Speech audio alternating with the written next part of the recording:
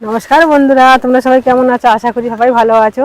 তো তোমাদের Jhuma cooking channel আজকে নতুন কোনো রেসিপি নিয়ে আজকে হাজির হয়ে গেছি। আজকে কি রেসিপি নিয়ে এসেছি? আজকে পাউরুটি নিয়ে এসেছি। আজকে পাউরুটি মিষ্টি করকরি করে তোমাদের সঙ্গে শেয়ার করবো। তাহলে সবার প্রথম আমার রান্না করে চলে যাওয়া যাক পাউরুটি রেসিপি করার জন্য। তো বন্ধুরা, আমি রান্নাঘরে চলে এসেছি। দেখো পাউরুটি নিয়ে এসেছি। তা আগে জানতাম না পাউরুটিতে এত সুন্দর মিষ্টি করকরি তৈরি করা যায়। মানুষ বলে বাসি রুটি খেতে পারে না, অনেকে ফেলে দেয়। বাসি রুটিতেও করা যাবে, টাটকা রুটিতেও করা যাবে। এখন এই পাউরুটিতে মিষ্টি করকরি করে দেখাবো। তাহলে সবার প্রথম কি করব, গ্যাসটা আগে ধরিয়ে দেবো। তা বন্ধুরা দেখো, আমি রুটিটা আগে সবার আগে কেটে সাইজ করে গুছিয়ে নেবো, পরে গ্যাসটা ধরাবো।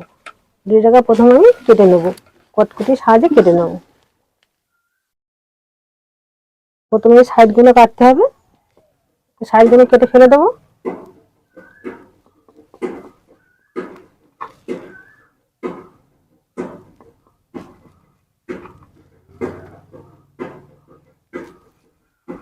এগুলো কেটে সাইড করে দিলাম।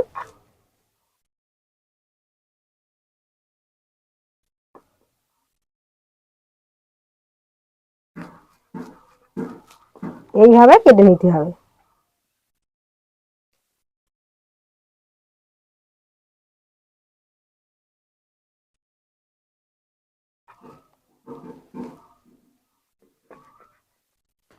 এইভাবে পাউরুটিগুলো পিস পিস করে কেটে নিতে হবে।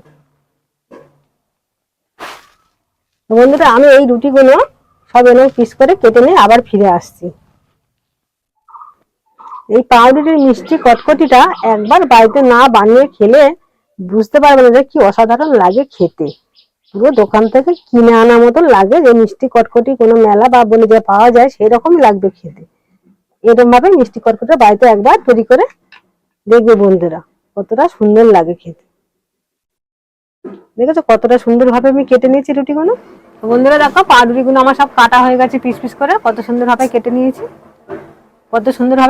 এবারে এদের সাইডে রেখে এবার গ্যাসটা ধরিয়ে দেবো একটু পাউরুটিগুলো ভেজে নেওয়ার জন্য। দেখো গ্যাসটা ধরিয়ে একটা কড়া বসিয়ে দিয়েছি, ঘিটাকে গলিয়ে নেওয়ার জন্য। এখানে একটু ঘি দিয়ে দিলাম।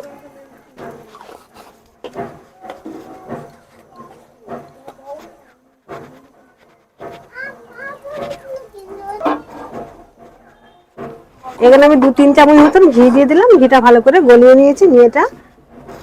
এখানে আমি ঘি দিয়েছি, তোমরা চাইলে সাদা তেলটাও ব্যবহার করতে পারো। এবারে পাউরুটিগুলো সব দিয়ে একটু নেড়ে চেড়ে ভেজে নেব।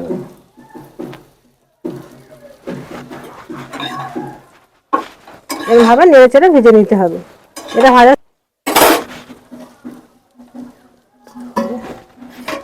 এটা ভাজার সময় গ্যাসের আগুনটা জোরে আস্তে দিতে হবে, লো ফ্লেমে গ্যাসটা ভাজতে হবে।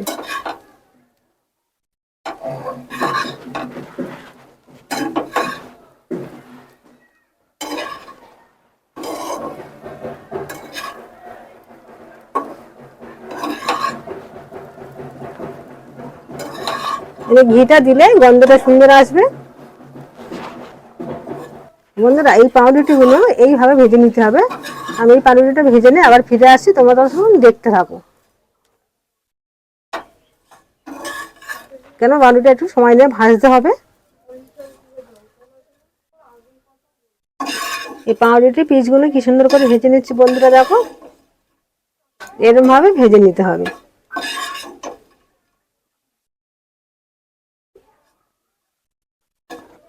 এইভাবে ভালো করে ভেজে নিতে হবে, শক্ত করে ভাজতে হবে একটু।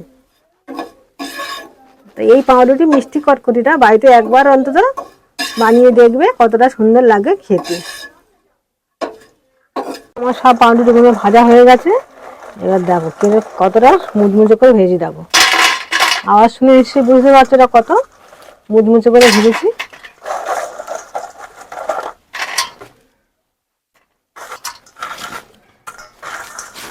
দেখো বন্ধুরা, কতটা সুন্দরভাবে ভেজেছি। দেখো কতটা নরম হয়ে শক্ত হয়েছে। দেখো এবারে কটকটি করার জন্য একটা ফের কড়া বসিয়ে দেবো, এটা শিরা তৈরি করার জন্য। এখানে আমি 1 বাটি চিনি নিচ্ছি শিরা করবার জন্য। 1 বাটি চিনি দিয়েছি, ঠিক হাফ বাটির কম একটু জল দিয়েছি, দিয়ে এটা একটা শিরা তৈরি করবো। চিনিটা গলিয়ে নেওয়ার জন্য গ্যাসটা জ্বেলে দেব।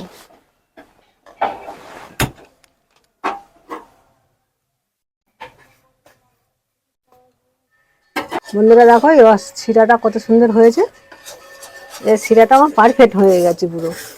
এবার এটাই পাউরুটিগুলো দিয়ে দেবো। কতটা সুন্দর হয়েছে দেখো। এবার পাউরুটিগুলো দিয়ে দেবো।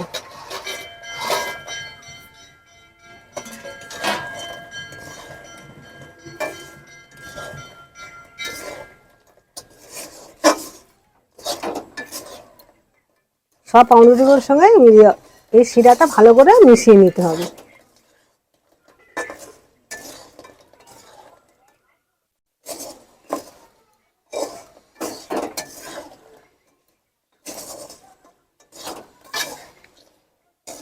খুব ভালো করে মিশিয়ে নিচ্ছি যাতে প্রতিটা পাউরুটি গায়ে এই রসটা ভালো লাগে, ভালোভাবে মিশে যায় এই শিরাটা।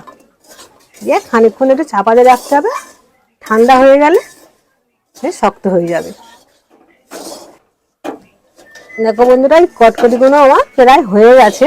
এবার আমি এটা ঢেলে নিচ্ছি। দেখো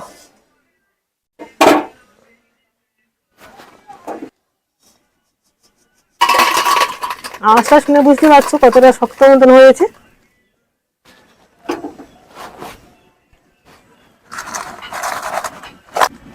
কতটা সুন্দর আওয়াজ হচ্ছে জানো তো বন্ধুরা। তো বন্ধুরা এই কটকটিটা 10 মিনিটের রেস্ট রাখতে হবে। 10 মিনিট পর আমি ফিরে আসছি। ঠান্ডা হলে বেশ শক্ত হবে। দেখো বন্ধুরা কতটা সুন্দর হয়েছে। দেখো বন্ধুরা কটকটিটা ভেঙে দেখাচ্ছি। দেখো দেখো তো কতটা সুন্দর হয়েছে। এটা পরিবেশন করার জন্য একটা বাটি ঢেলে দিচ্ছি।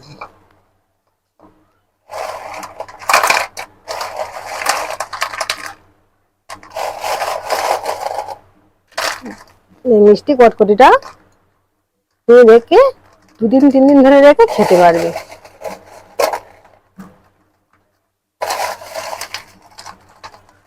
এই পাউরুটি মিষ্টি কটকটি একবার বাড়িতে না বানালে বুঝতে পারবে না, বানিয়ে খেলে বারবার ইচ্ছা করবে এই পাউরুটিতে বানাতে।